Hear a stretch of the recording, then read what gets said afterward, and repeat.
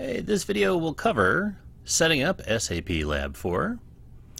And this is Lab 4 from Tim Rutherford from the Supplemental ERP Sim SAP Labs and Textbook. This video is for instructors. If you are a student thinking, haha, I'll watch this video and get some free answers. Well, that's not what this is for. For the lab itself, unlike labs 1, 2, and 3, it does not require the textbook, just the SAP GUI with the server and client, and the lab instructions, which are available on the textbook's website, thecoursewebsite.com. The textbook itself documents the production process, which is Lab 4. Sections 2, 3, and 4 document this. So again, it's the second edition of the textbook. The purpose of Lab 4 is really to learn the production process. So productivity in the ERP Sim manufacturing game is the best indicator and predictor of profitability. So within my classes, rather than just saying, hey, here's a simulation, go for it, knowing that there's a whole strategic aspect of the manufacturing game, it's really about getting the production process down before talking about strategy. And that's one of the things that I state often in my classes. Before you start thinking about what you can invest in, what you should do with pricing, any of those things, get the production process down. So the idea is to practice, both you and them, so that everyone knows the production process well. That's really, it's the manufacturing game. Manufacturing the production process is the core of what you're doing. So again, this is for instructors. Seriously, if you're a student, there's nothing for you to see. Really, you have to be a member of the University Alliance, and only instructors are. Being a member allows you to request the ERP Sim client itself, the SAP Server. You need to be ERP Sim certified, because you do need the Sim CID to run the simulation, and you need a class set up in the ERP Sim Lab. So all users have to be paid. Again, none of those things are relevant if you are a student, so this is for instructors.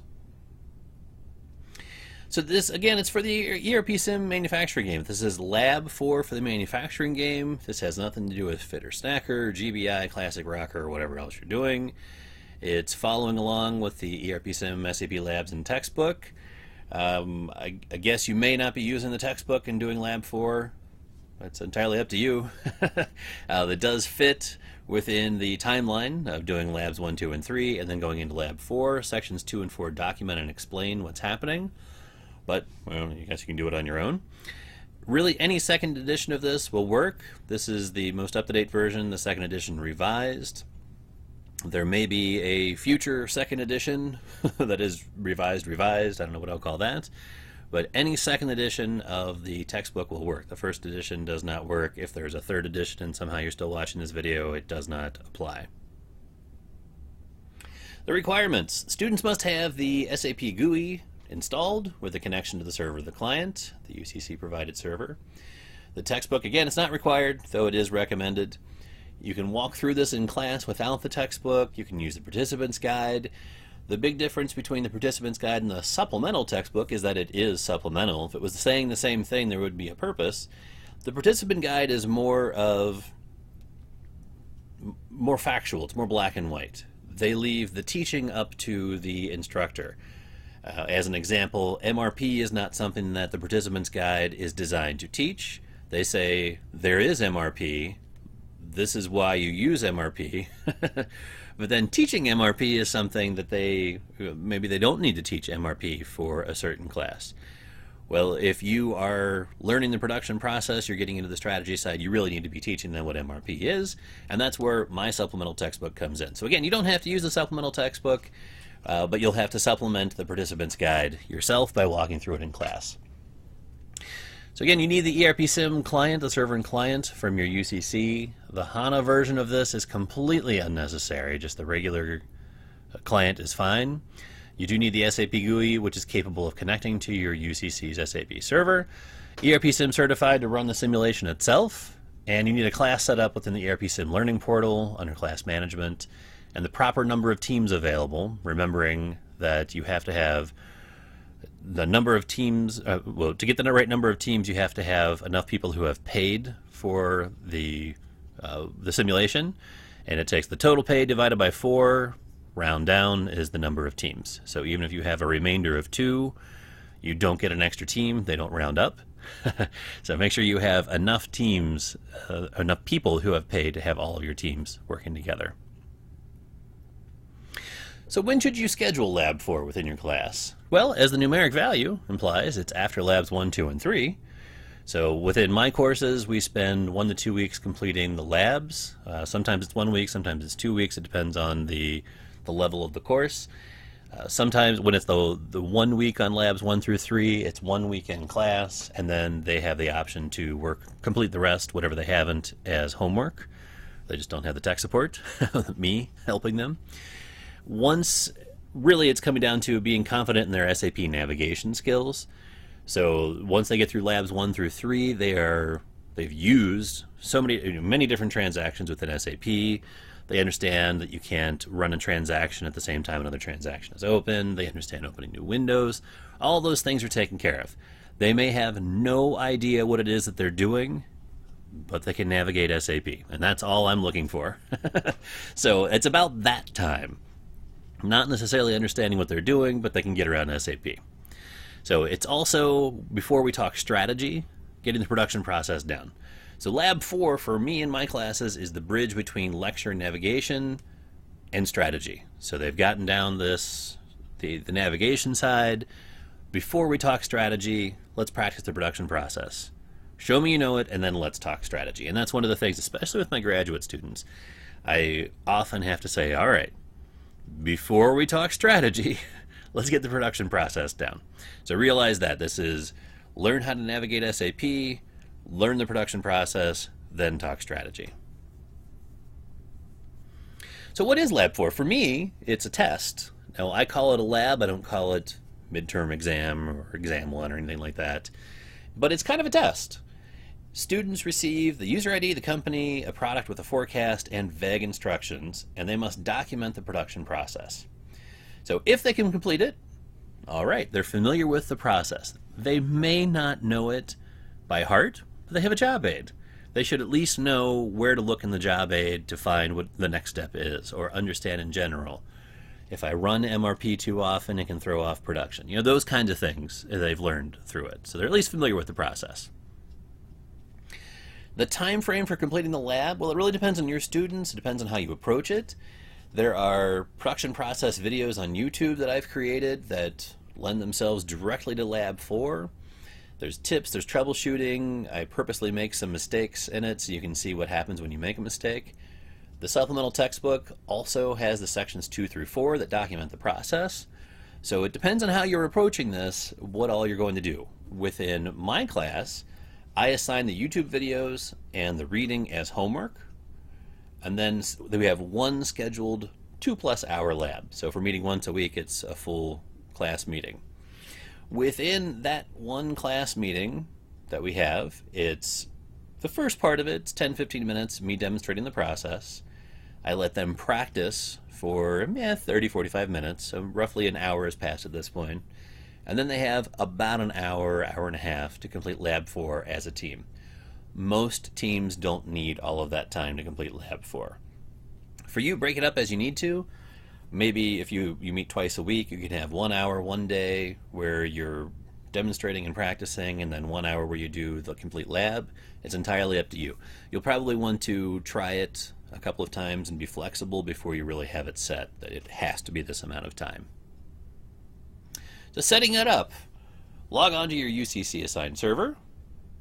If you have no idea what that is, let me make sure I didn't skip a slide here. There we go. Okay. Sorry. Log on to your UCC assigned server. If you don't know what that is, talk to your UA coordinator for the server client. Log on yourself if that's how it's set up within your school and see what was assigned to you. Remember that you do need 7 to 10 days before you actually need the client to order it. So they need to have plenty of time to be able to create your server and assign your client. This is, it is poorly redacted just to prove the point that this is literally what it looks like. This is not a recreation. This is what mine is. So when I log in, I get to see the system, the client, how I'm logging on over the web, if we're using the web GUI, the ERP sim viewer, all of those things are in here. So this is what you want. This is UWM's UCC, whichever yours is might look a little different, but all this information will be in there. And again, if you don't have this, talk to your UA coordinator. They will have the information. If you have no idea what I'm talking about, it's outside the scope of this video. You need to talk to your UA coordinator or contact your UCC. So I'm presuming if you're made it to Lab 4, you probably have an idea of what I'm talking about. But again, that's outside of the scope of this video. You'll need to figure that out and then come back to this. All right, so once you have that information, you're going to log on to SAP using the GUI. The first time you log on, it does ask you to change your password. If you're at Lab 4, you've probably already done this. Run zsim_start and set it for the extended manufacturing game scenario, not the intro, not the advanced. The intro scenario starts out with existing inventory, and you don't want that for the lab. The advanced, you have to have the ZMB1B transaction, the logistics transaction running to be able to send the finished goods to the regional warehouses. So it has to be the extended manufacturing game, just so it's a nice clean system. And then, once that's set up, you log on to the ERP Sim admin console and set up the simulation. So you need to go through the way that you usually would do this. You activate the appropriate company codes, however many different teams you're going to be using. Add one for yourself if you're demonstrating, of course. I make it so that there are very short days, so I do maybe 5 minutes per round. And for actual gameplay, that is way too fast, but you're practicing production. There's no strategy. So we don't have to worry about them keeping up with prices or changing their marketing or doing whatever. We want them to practice production. And built into this is vendor lead time. You don't want them waiting and waiting and waiting 3, 4, 5 minutes for the raw materials to be delivered, just sitting there twiddling their thumbs. So I make it really fast, so it's less than 30 seconds, maybe 10, 15 seconds per day, simulated day. So at most, they're waiting 5 simulated days, or about a minute. So again, make it very fast. Sometimes the server can't keep up with it. Most times it can, but just make it as fast as you can without going too fast. All right, so you set it up, you activate, but don't start the simulation. You're also going to be assigning user IDs and products. So all students will use the same server, client, and temporary password. And then you would be assigning individual students user IDs, products, and forecast. Now, I'm taking you through this in the order of what you'd be doing to set it up, but you need to do this first. So this is actually the very first step, is setting all of this up. But presuming that it's day of, you have set the SAP server up for extended manufacturing game. You've created the simulation. You've set up the game. You have it activated but not started. And then you pass these things out. So you pass these things out to your students. They all have the server, the client, the user ID, product, forecast. Now I'm going to jump back, jump around, jump forward. I'm jumping around. So in order to set all of these documents up, you can go to the textbooks website, thecoursewebsite.com. There are SAP Lab 4 templates on there, and you'll want to set those up. And I am going to walk you through each one of these. That one? That's the one. So the first thing that I set up within mine is all the student names, and I would have already had them in teams. So this is Team 1, Company A, Team 2, Company B, and I have very imaginative student names, 1 through 32. And in case you're wondering, this is the perfect amount of students, the perfect amount of teams to have a very competitive class. So what I do is I set the forecast, I set it low. With MRP rounding, you can't have anything below 16,000, so I keep it as close to 16,000 as possible. It does round up to the nearest 1,000, so it doesn't make sense to do 16,000, 16,500, 17,000, so I just do 16,000, 1,700, 18,000, 19,000, and then I just go through all 12 products. And everyone gets assigned a different product and a different forecast. And you'll see the 500-gram nut is repeated, the 1 kilogram nut, 18,000, 18,000. This makes it easy for me to kind of grade what's going on. If you go into the admin console for sales, you can see each one of these being sold in this quantity. You can also look at the production schedule for all of the different teams and see these go through. So it makes it a little easier when you know you're looking for, it's always going to be 16,000 half kilogram nut, as an example. 16,000 half kilogram nut, 16,000 half kilogram nut. So rather than having to go through and read every single submission to make sure that they did it, you can confirm they did it, and then you can quickly go through and just make sure they had the right screenshots with it. So this is an Excel document. This is my table that I'm going to be using for the mail merge. Again, make sure you have the proper students set up with the proper teams. This needs to be just a nice flat. You don't want to have, oh, this is team 2, so I'll break this in here. Team 2. No, you need to make it a nice flat list here for the mail merge. All right, so again, this is available on the coursewebsite.com. Once we have that, so this is the way that I pass these out. And if it's an online class, I make it so that each team has their own specific document. So I open it up just to them, or I email it just to them. If we're meeting in class, I print these and then hand them out. I have this set up to go to that Excel list, pull in the roster name, the sim ID, the product, the forecast, and then it jumps to the next record. And there are 4 students per team. Everyone has the exact same instructions. I would update this for the server and the client. And the way that Lab 4 is working, it is not only testing them on their understanding of the production process, but also how to log in and navigate SAP. So I just give them the server and the client, I give them their ID, and you'll see in a moment the very first question is, what is your company code? So they need to be able to know that their SIM ID, A1, is going to correspond with company code AA. So this is the template, and again, this is available on the course website. And that's funny, it didn't pop up and ask me for...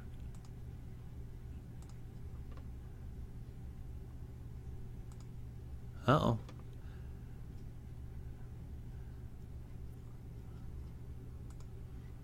Well, that's not supposed to happen while I'm making a video. What am I doing wrong here? It's supposed to be asking me for the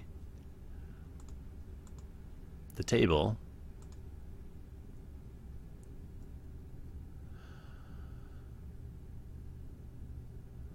Select recipients. Okay. There it is. All right. Usually when you open this up, it prompts you for your where you want to get the source, where the source data is. Okay, so as you just saw, you need to be able to have the source for this. It's under, in this version of Word, select recipients, use an existing list, and then I have mine over here, and it's this sheet here, list for mail merge. And now you can preview results, and the preview for some reason always ends up being a little weird. It pulls this in, page 1 always looks right, and then page 2 for some reason doesn't advance. But it's just making sure that things look right. So obviously it's wrong, but it looks right. And then when you do finish mail merge, edit individual documents. This is how you can go through and change things if you need to. Merge all. And then this will end up looking right. Student 1, student 3, student 4, 5, 6, 7, 8. So as you're going through and you're checking these, again, if you need to make changes, change it to the original template and then do the mail merge again. Once you have these in place, I just do file print. Maybe I'm doing a file print to PDF, 1 page at a time, whatever it may be. However you're distributing these to your students, this is then their initial instructions, which give them the server, the client. Obviously this is their name, this is their user ID, this is their product. And one thing, and again, this is them proving that they understand what this is, they have to figure out 500 gram nut is AA-F01. 16,000 is the forecast. As you can probably presume, if they do all of these at once, it's not going to end up fitting within the instructions. They have to do this one at a time. So student 1 does theirs, then student 2 does theirs, student 3 does theirs. So that's all of the information that you hand out to them. And then I'll show you the actual lab itself. Again, this is all on thecoursewebsite.com. That one? Nope, not that one, that one. Okay, so these are the actual instructions, and this is something that I do not hand out. This is not printed. I do not ask them to print it. I make this available to them electronically, and they go in and they put screenshots in. So this is what Lab 4 actually is. So far it has just been the setup. So it's follow the vague instructions and take legible screenshots to show us that you know the process. And again, adjust the grading as you want. What I do is I make it a 50-point lab. Every time they do something wrong, they lose points. So they should be able to know this is group dynamics, this is team building, this is them getting to know each other. If they ask me for help, I take off points. They should be working together on this. Now, I'm pretty flexible with that, but if they're asking questions that they should know the answer to, I say, really, come on. If I can't read the screenshot or they post the wrong screenshot, they lose points. If they produce a product other than the one that they've been assigned, they lose points. If they produce the wrong quantity, they lose points. So this really ends up being a test. I am, in my class, I'm fairly flexible with this, but I do let them know. I'm expecting you to understand this process. So you get them to this point, and then you say, okay, is everybody ready? And you turn on the simulation if it isn't already on. And the first thing they do is they have to look at their instructions and tell you the company code. They have to tell you the product, and what you're hoping is not just 500-gram nut, you're hoping for AA-F01. What is your forecast? This is what's been assigned to them. Update this SAP sales forecast to reflect only your product and its forecast. So this would be going into MD61. Now here's the thing, to reflect only your product. So you want to see MD61, just their product. So if the entire team goes in and does it at once, you're going to see more than one. And this is what we want. We want them to understand that they're doing this one at a time. The instructions aren't as important, that they're actually following them, as it is that they understand the reasons why they're doing this one at a time. So again, how you do this is adjust as necessary. And if you're a student and you're still watching, I am giving the answers here. Huh? Some of them at least. So then once you have the forecast in place, you run MRP and then convert the purchase requisitions to purchase orders. Post the screenshot of the purchase requisition to purchase order conversion. So that would be when ME59N shows, here are all the purchase requisitions, I turned it into 2 purchase orders. Once your raw materials are delivered, post the applicable report noting delivery of the raw material POs here, looking for the purchase order tracking report here. So sometimes what I'll have is students will show me inventory. Well, the inventory report doesn't show me delivery of the raw material. Of course it's there, but I want to see the report that shows this is delivery. And all this is doing is getting them to think about all the different places that production is touching, all the different areas they need to be working. Even if they don't remember it, they've at least touched it once. So you can go through these and see everything that they need to be doing. Once they get through the process and they complete and sell their product, they have to go back and do it again, but all they have to do is show the sales report at the end. And that's another thing, it's clearly noted in the sale of your product. Again, sometimes they'll show me their inventory report. See, it's gone. Well, that doesn't show me the sales report, so I'm looking for any sales report here. So then once they're finished, they upload this document, and keeping in mind that it must be a legible screenshot, and I mentioned that in here. The continued legibility of your screenshot is required for points. If you can barely read it here, I cannot read it while grading. So this should make it easier for grading for you as well. So that is the setup and actually running of Lab 4. I suggest you practice. I suggest you understand it. Feel free to adjust these as necessary. This is definitely how I use it, but it's more of a guideline of something you could do to teach your students the production process. Once you get through that, and getting back here, the big thing ends up being knowing what you're doing before you have them do it. So the only troubleshooting that I have, well, it's difficult to predict what you will do within this. There are rarely system errors, just like with running the simulation, just like with running the labs 1 through 3. So what I recommend is practice, practice, practice. Understand what it is that Lab 4 is, why you're doing it, what you're expecting from them. Adjust what I've given you as necessary to match what you do within your class.